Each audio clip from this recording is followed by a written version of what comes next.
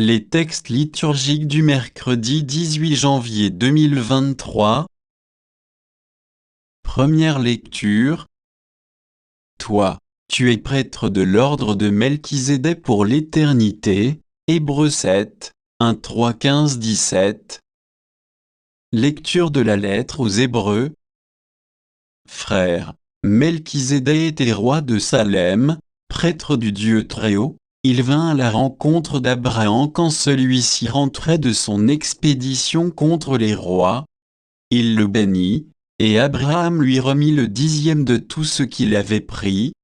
D'abord, Melchizédek porte un nom qui veut dire roi de justice.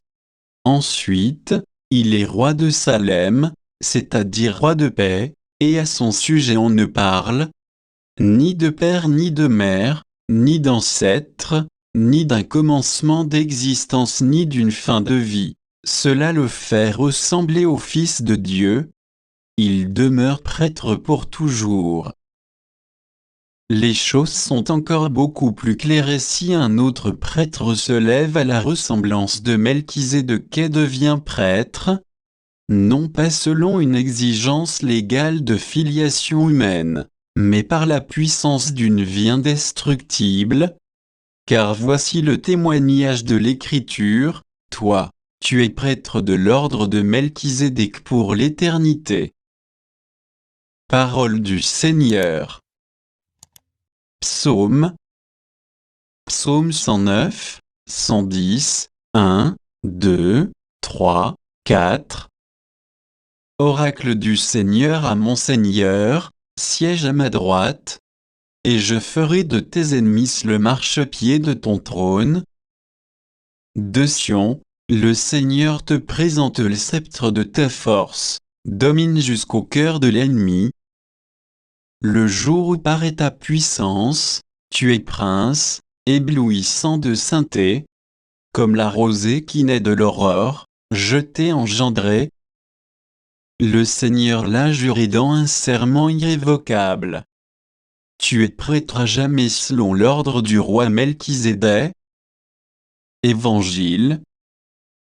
Est-il permis, le jour du sabbat, de sauver une vie ou de tuer? Marc 3, 1, 6.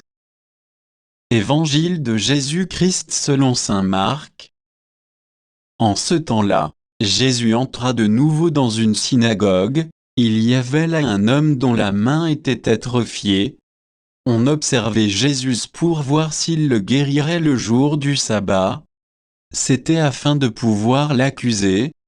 Il dit à l'homme qui avait la main atrophiée, « Lève-toi, viens au milieu. » Et s'adressant aux autres, « Est-il permis, le jour du sabbat, de faire le bien ou de faire le mal, de sauver une vie ou de tuer ?»